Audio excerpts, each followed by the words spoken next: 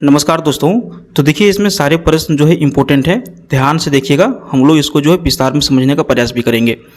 तो चलिए देखिए हम लोग सबसे पहले स्टार्ट कर लेते हैं। पहला प्रश्न से क्या पूछ रहा है कि भारत का केंद्रीय औषध अनुसंधान संस्थान कहाँ पर स्थित है। तो देखिए भारत का केंद्रीय औषध अनुसंधान संस्थान जो है ये आपका लखनऊ में स्थित है। ठीक है, लखनऊ जो है यूपी की राजधानी है। लखनऊ जो है यूपी की राजधानी है। अच्छा, ये जो केंद्रीय औषध अनुसंधान संस्थान जो है इसका क्या काम होता है। तो इसका मुख्य काम होता है मेडिकल के क्षेत्र में जुड़ करके विशेष तरह की दवाओं का खोज करना, उसके बारे में रिसर्च करते रहना। किसी भी तरह की नई बीमारी वगैरह आते हैं तो उसके लिए दवा बनाने का काम करते हैं। ठीक है, तो ये मेडिकल के क्षेत्र में जुड़ करके क्या है इसका अनुसंधान करना, उसके बारे में समझना, खोजना। ठीक है, देखिए इसकी यदि स्थापना की हम बात करें कि केंद्रीय औषध अनुसंधान संस्थान की स्थापना कब हुआ था, तो ये आपका हुआ था 17 फरवरी 1951 ईस्वी में। ठीक है, अगर यदि आपको पूछा जाए कि भारत का केंद्रीय औषध अनुसंधान संस्थान का स्थापना कब हुआ था, तो 17 फरवरी 1951 ईस्वी में। ठीक है, तो यूपी में है, लखनऊ में है, और यूपी की राजधानी लखनऊ है।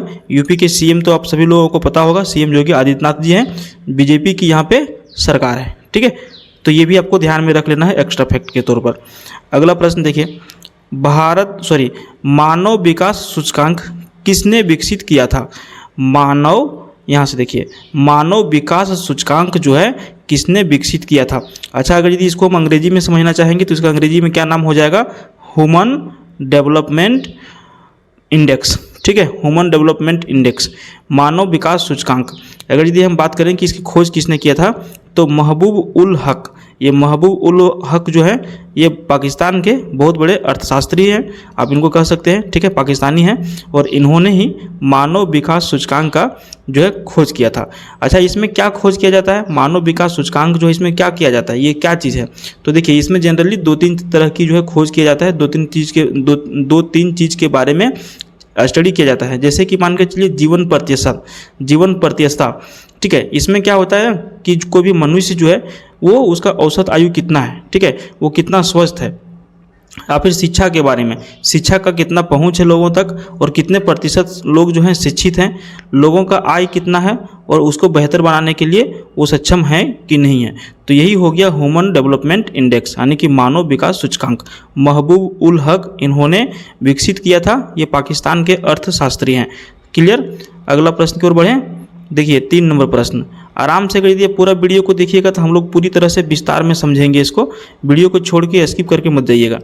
ठीक है, कृषि उत्पादकों की कोटि किस प्रकार निर्धारित की जाती है। ठीक है, तो कोई भी जो खाने पीने का जो सामान होता है, ठीक है, कृषि उत्पादक जो पदार्थ होते हैं, सामान जो होते हैं, उसको हम लोग क्या है एग मार्क के माध्यम से क्या करते हैं, निर्धारित करते हैं। ठीक है, जिसमें एग मार्क का हॉल मार्क का लगा हो मतलब कि वो बढ़िया क्वालिटी का है, जिसमें नहीं लगा हो मतलब कि वो मिक्स है, भी मतलब एक तरह से कह सकते हैं कि बढ़िया प्रोडक्ट नहीं है। अगला प्रश्न देखिए, भारत में न्यूनतम मजदूरी अधिनियम किस वर्ष पहली बार स्वीकृत हुआ था। ठीक है, यहाँ पे ध्यान रखिएगा, पूछ रहा है कि भारत में न्यूनतम मजदूरी अधिनियम। ठीक है, न्यूनतम मजदूरी अधिनियम जो है कब पारित हुआ था, कब स्वीकृत हुआ था, तो 1948 ईस्वी में। ठीक है, इसमें क्या होता है, इसका क्या मुख्य काम होता है, तो यह जो होता है ये जो एक अधिनियम है और श्रमिकों के कल्याण के लिए ये काम करता है। ठीक है, श्रमिकों के कल्याण को सुनिश्चित करने एवं उन्हें प्रतिस्पर्धी बाजार में न्यूनतम मजदूरी प्रदान करने के लिए बनाया गया है। यानी कि मान के चलिए किसी जगह कोई भी मनुष्य का रेट अगर यदि 500 है तो दूसरा आपको 50 या फिर 100 में काम करने के लिए नहीं आएगा। ठीक है, तो यही है कि भारत में न्यूनतम मजदूरी का तात्पर्य यह है कि उसको जो है कम से कम उतना मिलना चाहिए। कितना मिलना चाहिए, किसी को यदि 100 मिल रहा है तो आप दूसरे को 50 रुपये में नहीं काम करवा सकते, दूसरे को आप 30 रुपये में नहीं काम करवा सकते। तो ये है न्यूनतम मजदूरी अधिनियम। आप कहीं भी चौक चौराहा पर निकलते होंगे ना सुबह सुबह के टाइम में, तो देखते होंगे ये एक चौक है, यहाँ पे लगभग 100 आदमी जुड़े हुए हैं। ठीक है, एक दूसरे से सब जुड़े रहते हैं, मजदूर लोग रहते हैं, काम करने के लिए आते हैं, डेली उनको काम मिलता है, नहीं भी मिलता है। लेकिन मान के चलिए किसी को यदि 1000 में लेके जाएगा तो दूसरा 300 में नहीं जाएगा। यही हो गया भारत में न्यूनतम मजदूरी अधिनियम। ठीक है, ये जो है 1948 में पहली बार स्वीकृत हुआ था। अगला प्रश्न 5 नंबर, इंसुलिन का आविष्कार किसने किया था। ठीक है, इंसुलिन जो है इसका आविष्कार किसने किया था? तो इसका सही उत्तर हो जाएगा ऑप्शन बी, एफ बेंटिंग। ठीक है, एफ बेंटिंग जो है इन्होंने इंसुलिन का आविष्कार किया था।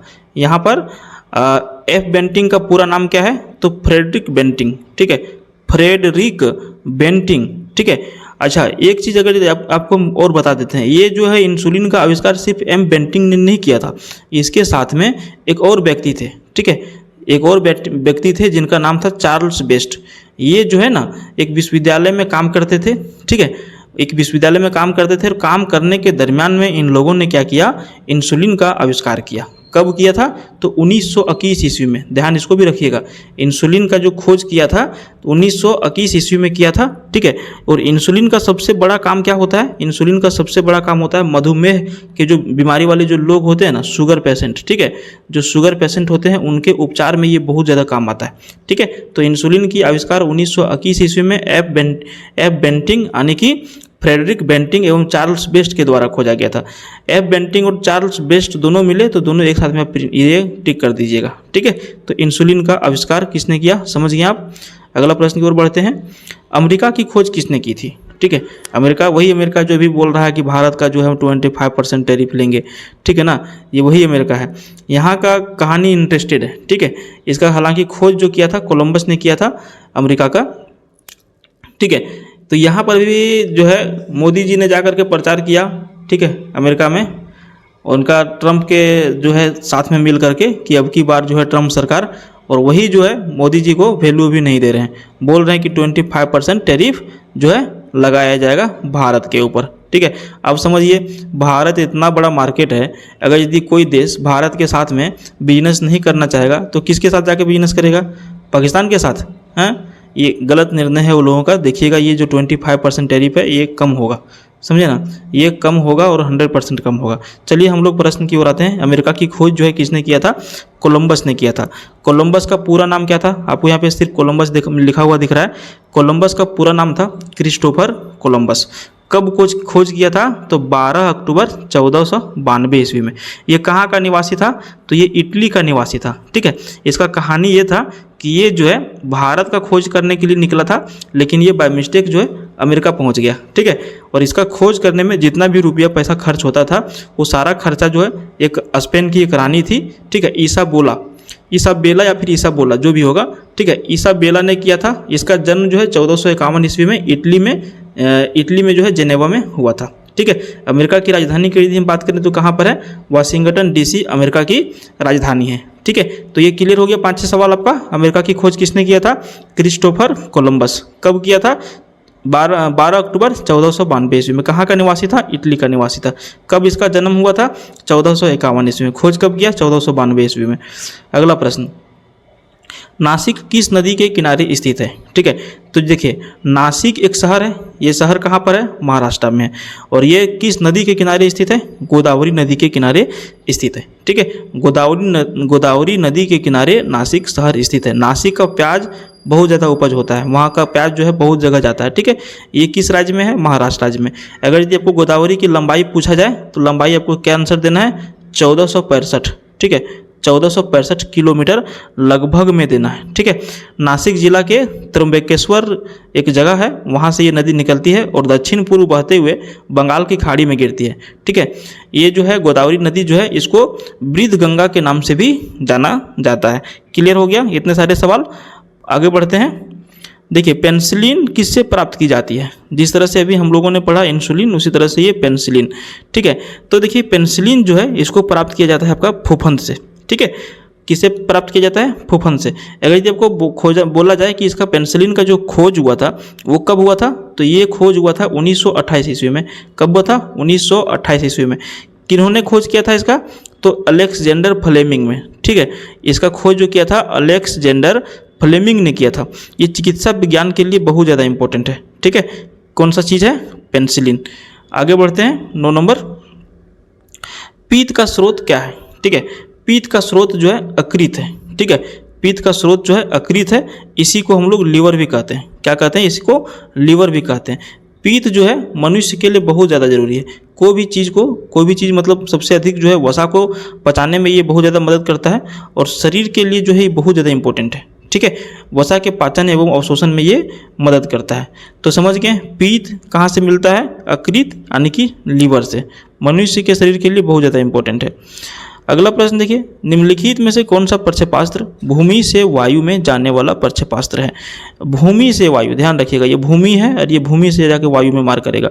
ये जनरली भारतीय वायुसेना के लिए जो है प्रयोग किया जाता है, ठीक है।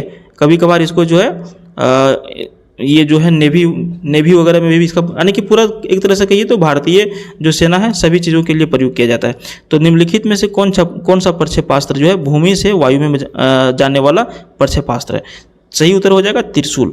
इसका मारक क्षमता अगर यदि पूछा जाए तो इसका मारक क्षमता लगभग 30 किलोमीटर है, ठीक है। इसका मारक क्षमता जो है लगभग 30 किलोमीटर है। इसका सफल परीक्षण कहाँ पर हुआ था? तो DRDO में, विकास संगठन, ठीक है, रक्षा अनुसंधान और विकास संगठन जो है DRDO, वहीं पर इसका क्या हुआ था? सफल परीक्षण हुआ था।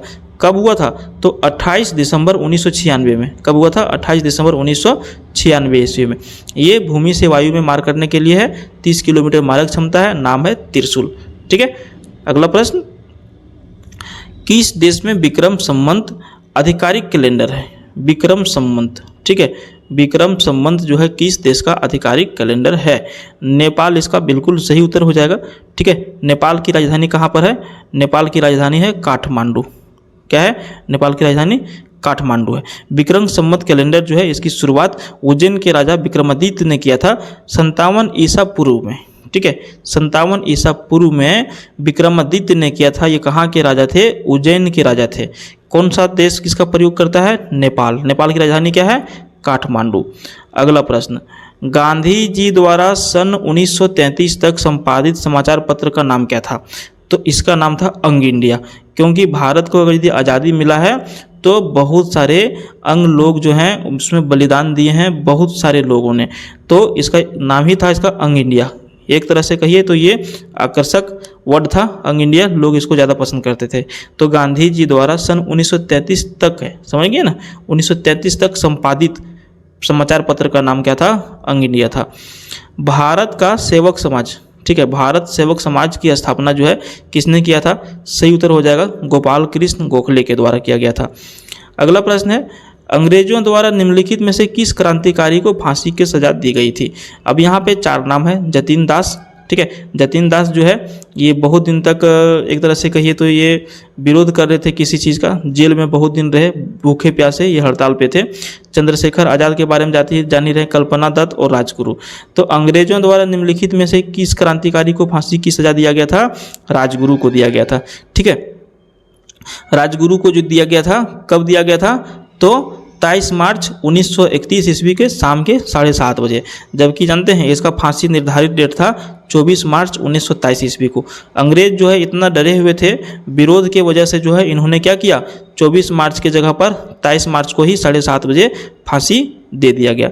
अगर यदि हम बात करें इनका जन्म कब हुआ था, इनका राजगुरु का, तो इनका जन्म हुआ था 24 अगस्त 1908 ईस्वी को, ठीक है। 1908 ईस्वी को इनका जन्म हुआ और फांसी इनको कब दे दिया गया? 23 मार्च 1931 ईस्वी। सोचिए इतना कम उम्र के युवा जो है फांसी पे लटक गए देश को आज़ाद कराने के लिए।